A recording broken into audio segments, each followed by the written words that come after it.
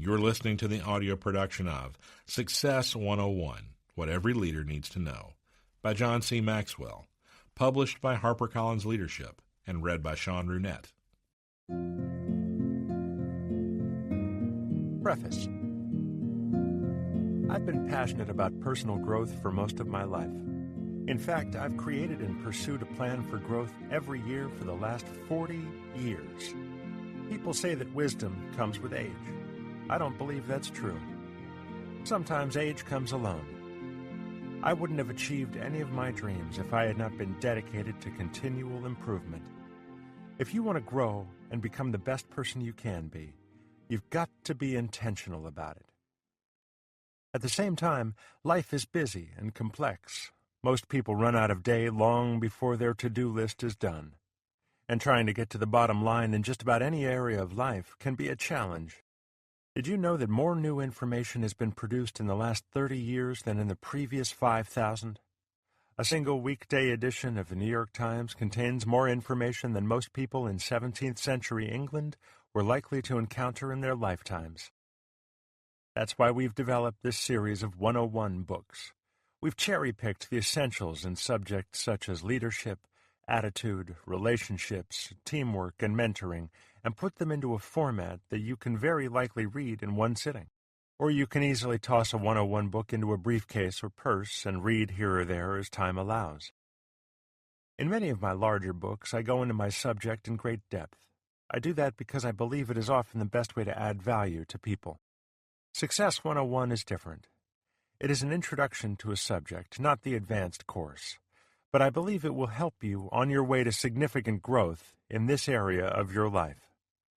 I hope you enjoy this book, and I pray that it serves you well as you seek to improve your life and achieve your dreams. Chapter 1.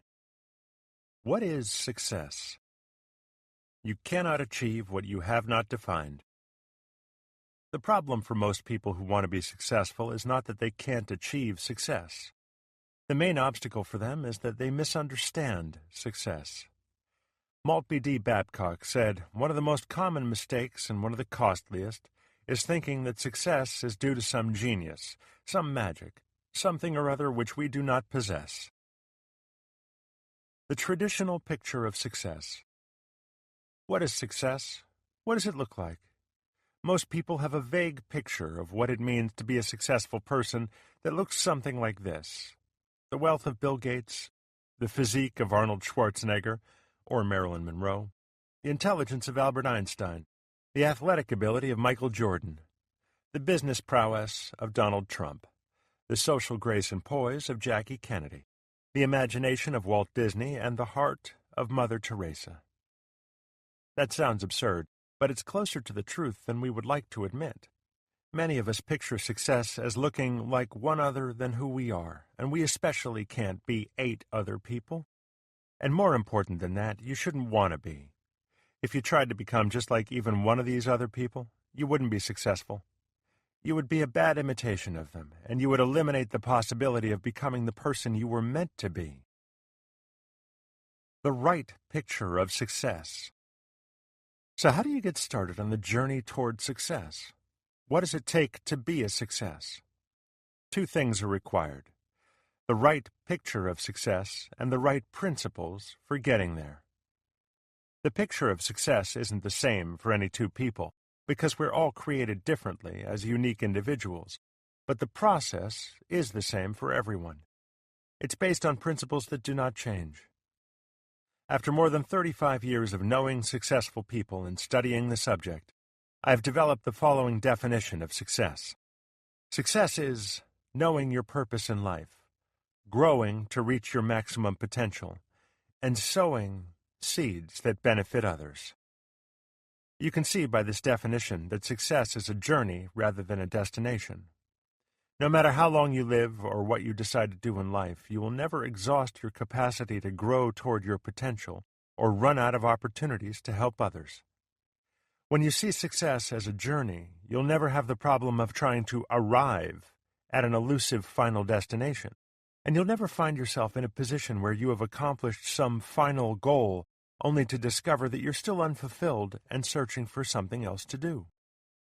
Another benefit of focusing on the journey of success, instead of on arriving at a destination or achieving a goal, is that you have the potential to become a success today. The very moment that you make the shift to finding your purpose, growing to your potential, and helping others, successful is something you are right now, not something you vaguely hope one day to be. To get a better handle on these aspects of success, let's take a look at each one of them.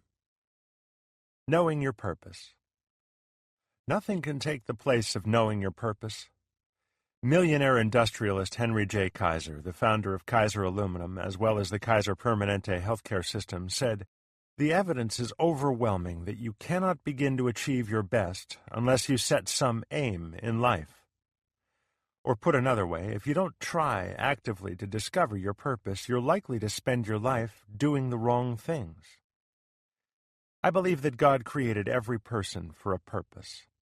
According to psychologist Viktor Frankl, everyone has his own specific vocation or mission in life. Everyone must carry out a concrete assignment that demands fulfillment. Therein, he cannot be replaced, nor can his life be repeated.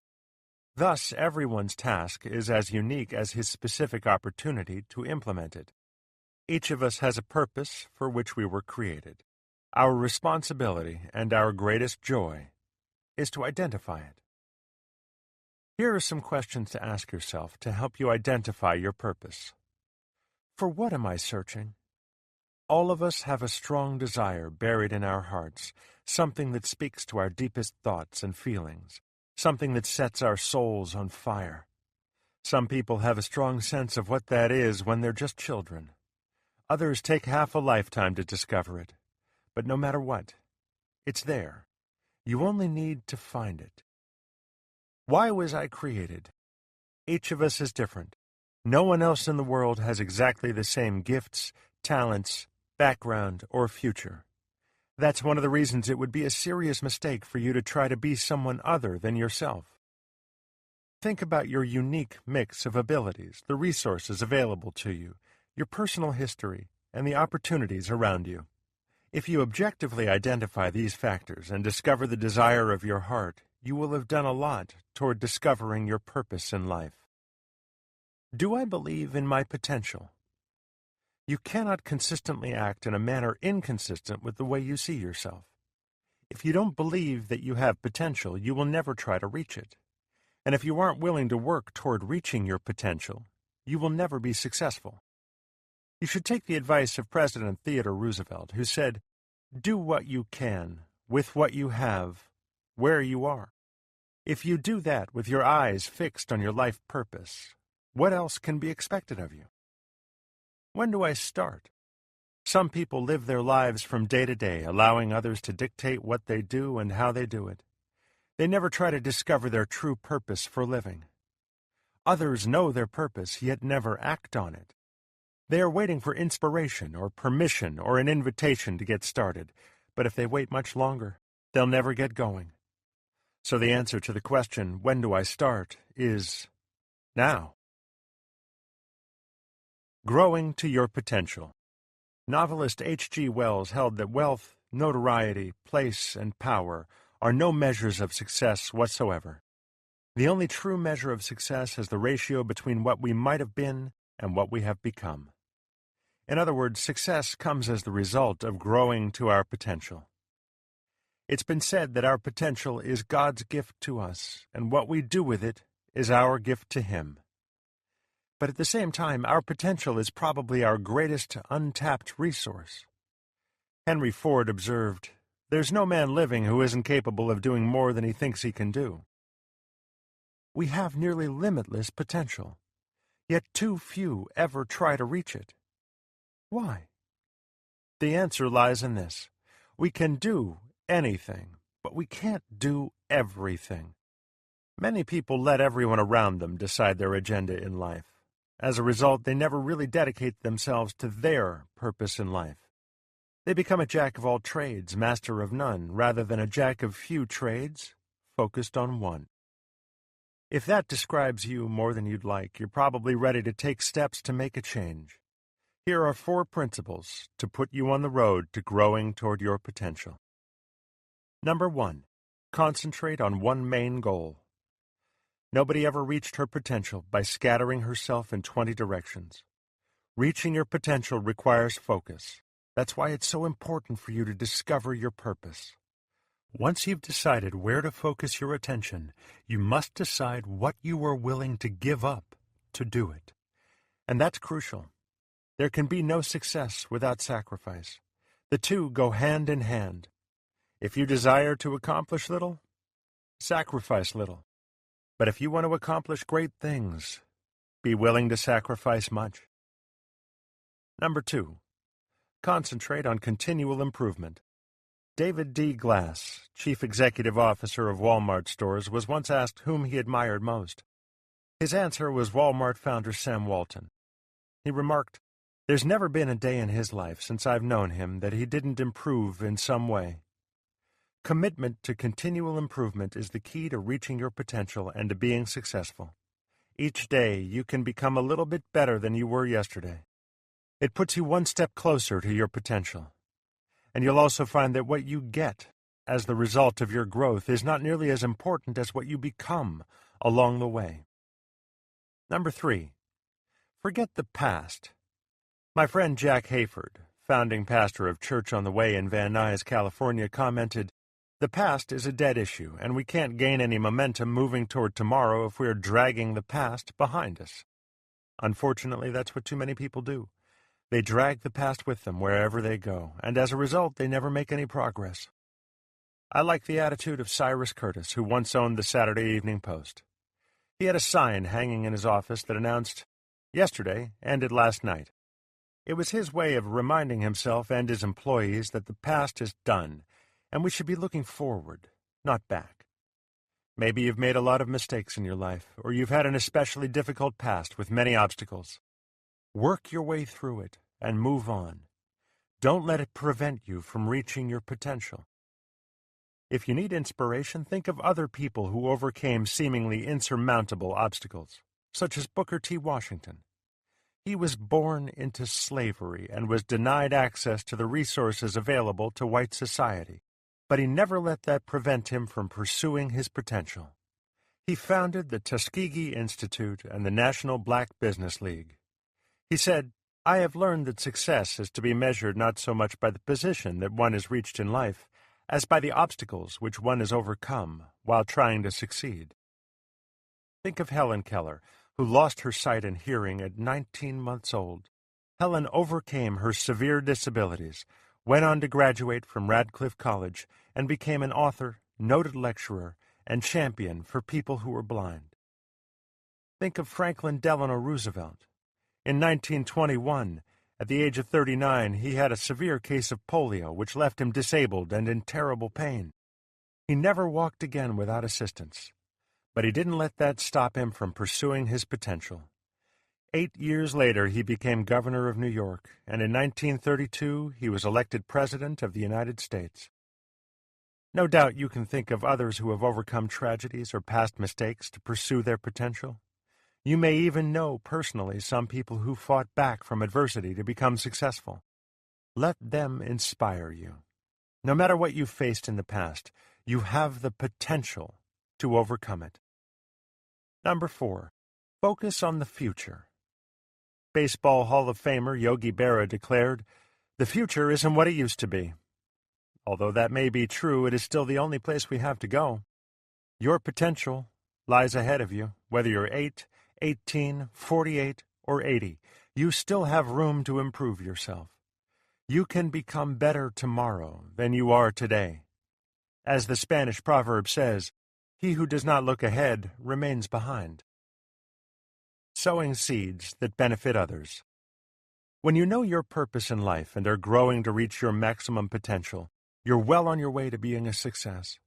But there is one more essential part of the journey: helping others. Without that aspect, the journey can be a long and shallow experience. It's been said that we make a living by what we get, but we make a life by what we give. Physician, theologian, and philosopher Albert Schweitzer stated it even more strongly. The purpose of human life is to serve and to show compassion and a will to help others. For him, the journey of fulfilling his purpose led to Africa, where he served people for many years. For you, sowing seeds that benefit others probably won't mean traveling to another country to serve the poor, unless that is the purpose you were born to fulfill. And if it is, you won't be satisfied until that's what you're doing. However, if you're like most people, helping others is something you can do right here at home. Whether it's spending more time with your family, developing an employee who shows potential, helping people in the community, or putting your desires on hold for the sake of your team at work. The key is to find your purpose and help others while you're pursuing it. Entertainer Danny Thomas insisted that all of us are born for a reason, but all of us don't discover why. Success in life has nothing to do with what you gain in life or accomplish for yourself. It's what you do for others. The journey toward success and fulfillment will not look the same for everyone because the picture of success is different for every person. But the principles used to take the journey don't change. They can be applied at home, in school, at the office, on the ball field, and in church. That's what the remainder of this book is about. The principles that can help you work toward knowing your purpose, growing to your potential, and sowing seeds that benefit others. It doesn't matter where you are now. You can learn and apply these ideas. You can be successful today.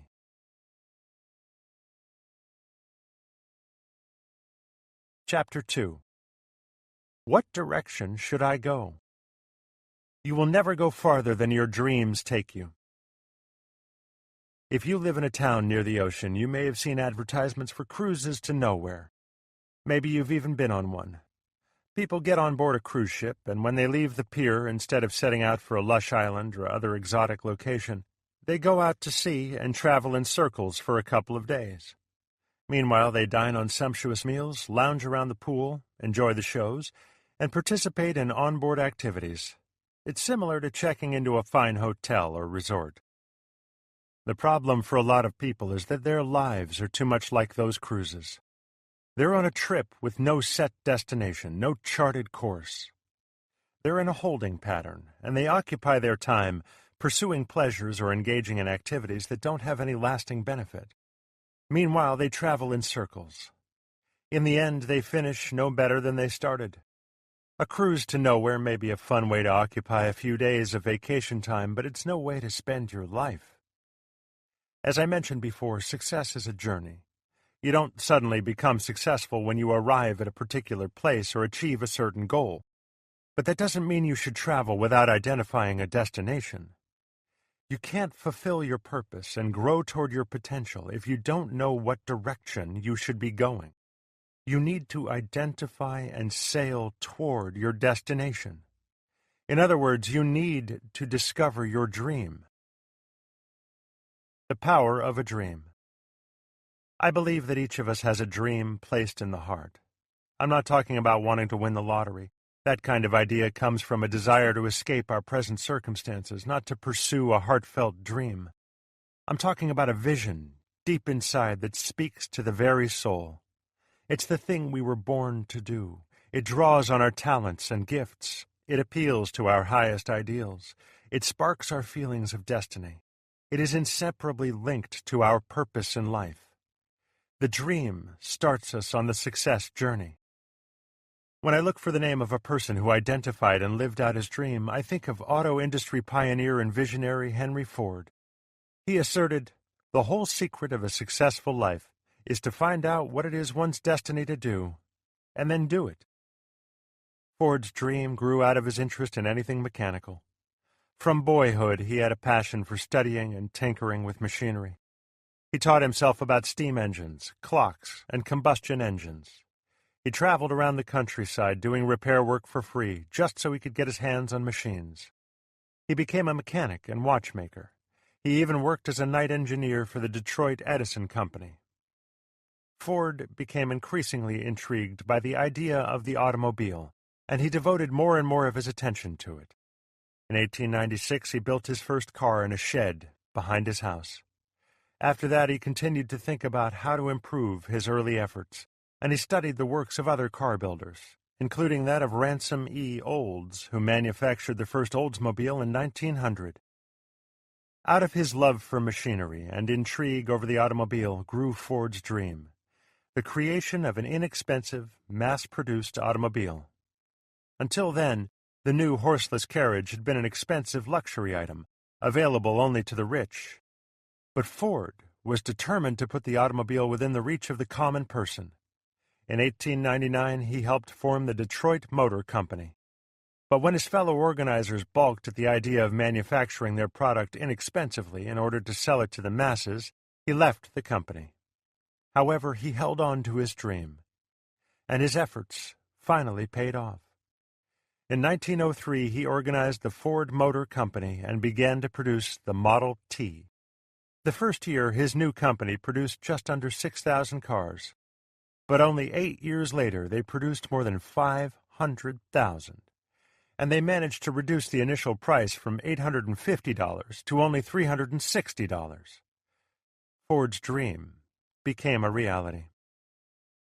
Ford has been called a genius and has been credited with the birth of the assembly line and mass production.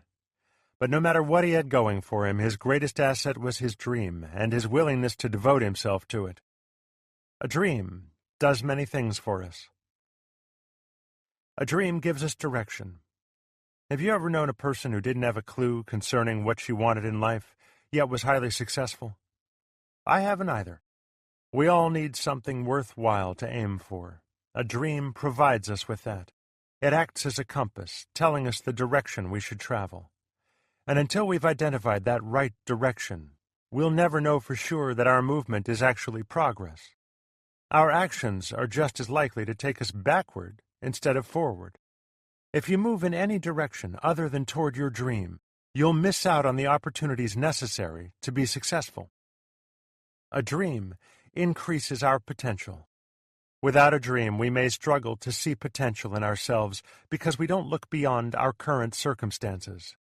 But with a dream, we begin to see ourselves in a new light, as having greater potential and being capable of stretching and growing to reach it. Every opportunity we meet, every resource we discover, every talent we develop becomes a part of our potential to grow toward that dream. The greater the dream, the greater the potential.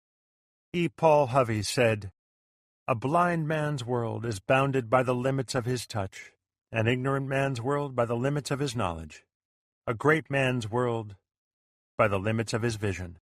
If your vision, your dream is great, then so is your potential for success.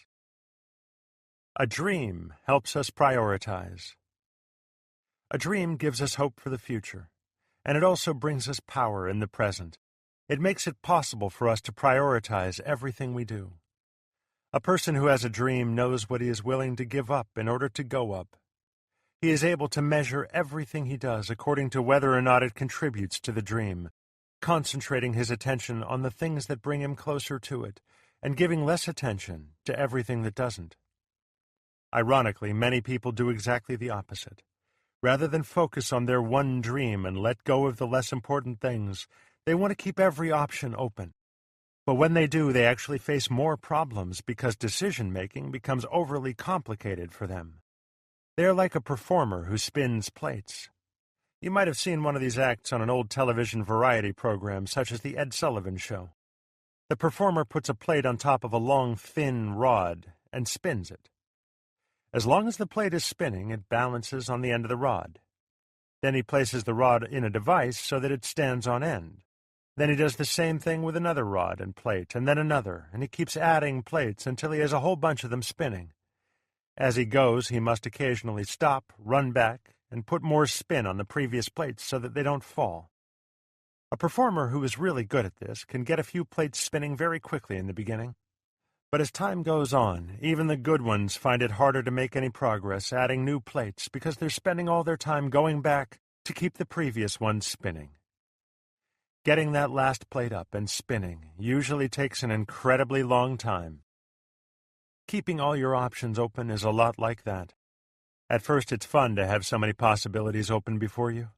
It seems to be an excellent idea. But as time goes by, you can't make any progress because you spend all your time preserving the options rather than moving forward. When you have a dream, you don't have that problem. You can expend your time and energy only on the plates that bring you closer to your dream. You can allow all the others to stop spinning and crash to the floor. They are unimportant. That knowledge frees up your time to concentrate on the few things that make a difference, and it keeps you on the right track. A dream adds value to your work. A dream puts everything we do into perspective. Even the tasks that aren't exciting or immediately rewarding take on added value when we know they ultimately contribute to the fulfillment of a dream. Each activity becomes an important piece in that bigger picture. It reminds me of the story of a reporter who talked to 3 construction workers pouring concrete at a building site. "What are you doing?" he asked the first worker. "I'm earning a paycheck," he grumbled. The reporter asked the same question of a second laborer who looked over his shoulder and said, "What's it look like I'm doing? I'm pouring concrete." Then he noticed a third man who was smiling and whistling as he worked. "What are you doing?" he asked the third worker. He stopped what he was doing and said excitedly, "I'm building a shelter for the homeless." He wiped his hands clean on a rag and then pointed. "Look, over there is where the kitchen will be, and that over there is the women's dormitory. This here." Each man was doing the same job, but only the third was motivated by a larger vision. The work he did was fulfilling a dream, and it added value to all his efforts. Vince Lombardi stated, "I firmly believe that any man's finest hour, his greatest fulfillment to all he holds dear, is that moment when he has worked his heart out in a good cause and lies exhausted on the field of battle, victorious. A dream provides the perspective that makes that kind of effort possible." A dream predicts our future. Catherine Logan said, "A vision foretells what may be ours. It is an invitation to do something. With a great mental picture in mind, we go from one accomplishment to another, using the materials about us only as stepping stones to that which is higher and better and more satisfying. We thus become possessors of the unseen values which are eternal. When we have a dream, we're not just spectators sitting back hoping that everything turns out all right. We're taking an active part in shaping the purpose and meaning of our lives. And the winds of change don't simply blow us here and there. Our dream, when pursued, is the most likely predictor of our future. That doesn't mean we have any guarantees, but it does increase our chances for success tremendously. Where will your dream take you? Dare to dream and act on that dream. Do it in spite of problems, circumstances, and obstacles. History is filled with men and women who faced adversity and achieved success in spite of it. For example, the Greek orator Demosthenes stuttered. The first time he tried to make a public speech, he was laughed off the rostrum. But he had a dream of being a notable speaker. He pursued that dream and grew toward his potential. It is said that he used to put pebbles in his mouth and practice speaking over the sound of the crashing surf at the seashore. His persistence paid off. He lived his dream. He became the greatest orator of the ancient world. Others dared to dream and became successes. Napoleon, despite humble parentage, became an emperor. Beethoven brought to life his inner vision for music when he composed symphonies, even after he lost his hearing. Charles Dickens dreamed of becoming a writer and becoming the most read novelist in Victorian England, despite being born into poverty. Oliver Wendell Holmes noted, "The great thing in this world is not so much where we are, but in what direction we are moving." This is also one of the great things about having a dream. You can pursue your dream no matter where you are today. And what happened in the past isn't as important as what lies ahead in the future. As the saying goes, no matter what a person's past may have been, his future is spotless. You can begin pursuing your dream today. Chapter 3. What role does failure play in success? You will not succeed unless you are willing to fail. Too many people believe the process of achieving success is supposed to be easy. The great American inventor Thomas Edison observed that attitude among people, and this is how he responded to it. Failure is really a matter of conceit. People don't work hard because in their conceit they imagine they'll succeed without ever making an effort. Most people believe that they'll wake up someday and find themselves rich. Actually, they've got it half right, because eventually they do wake up. Each of us has to make a choice. Are we going to sleep life away, avoiding failure at all costs? Or are we going to wake up and realize this? Failure is simply a price we pay to achieve success. Failure is not. If you can change your perspective on failure, it will help you to persevere and ultimately achieve your desires. So how should you judge failure? By taking a look at 7 things failure is not. Number 1. People think failure is avoidable. It's not. Everybody fails, errs, and makes mistakes. You've heard the saying, to err is human, to forgive divine.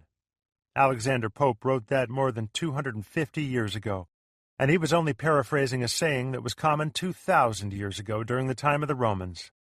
Things today are the same as they were then. If you're a human being, you're going to make mistakes. You're probably familiar with Murphy's Law and the Peter Principle. Recently, I came across something called Rules for Being Human. I think it describes well the state we're in as people. Rule number 1. You will learn lessons. Rule number 2. There are no mistakes, only lessons. Rule number 3. A lesson is repeated until it's learned. Rule number 4. If you don't learn the easy lessons, they get harder. Pain is one way the universe gets your attention. Rule number 5. You'll know you've learned a lesson when your actions change. You see, writer Norman Cousins was right when he said, the essence of man is imperfection. So know that you're going to make mistakes. Number 2. People think failure is an event. It's not. Growing up, I thought that success and failure came in a moment. The best example I can think of is taking a test. If you got an F, it meant you failed. But I've come to realize that failure is a process. If you flunk a test, it doesn't mean you just failed a one-time event. The F shows that you neglected the process leading up to the test. Failure is like success. It's not someplace you arrive. Just as success is not a single event, neither is failure. Success or failure comes from how you deal with life along the way. Truly, no one can conclude that he's failed until he breathes his last breath. Until then, he's still in process, and the jury is still out. Number 3. People think failure is objective. It's not. When you err, whether you miscalculate crucial figures, miss a deadline, blow a deal, make a poor choice concerning your children, or otherwise fumble a ball, what determines whether that action was a failure? Do you look at the size of the problem it causes, or the amount of money it costs you or your organization? Is it determined by how much heat you have to take from your boss, or by the criticism of your peers? No. Failure isn't determined that way. The real answer is that you are the only person who can really label what you do a failure. It's subjective. Your perception of and response to your mistakes determine whether your actions are failure. Did you know that entrepreneurs almost never get their first business off the ground? Or their second? Or their third? According to Tulane University business professor Lisa Amos, the average for entrepreneurs is 3.8 failures before they finally make it in business. They are not deterred by problems, mistakes, or errors. Why? Because they don't see setbacks as failure. They recognize that 3 steps forward and 2 steps back still equals 1 step forward. And as a result, they overcome average and become achievers.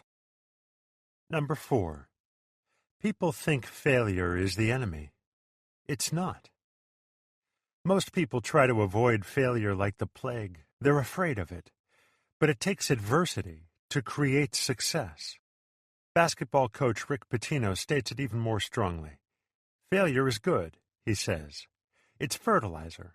Everything I've learned about coaching, I've learned from making mistakes. People who see failure as the enemy are captive to those who conquer it. Herbert V. Brocknow believes the fellow who never makes a mistake takes his orders from one who does. Observe any highly successful person, and you'll discover a person who doesn't see a mistake as the enemy. That is true in any endeavor. As musicologist Eloise Ristad said, when we give ourselves permission to fail, we at the same time give ourselves permission to excel. Number 5. People think failure is irreversible. It's not.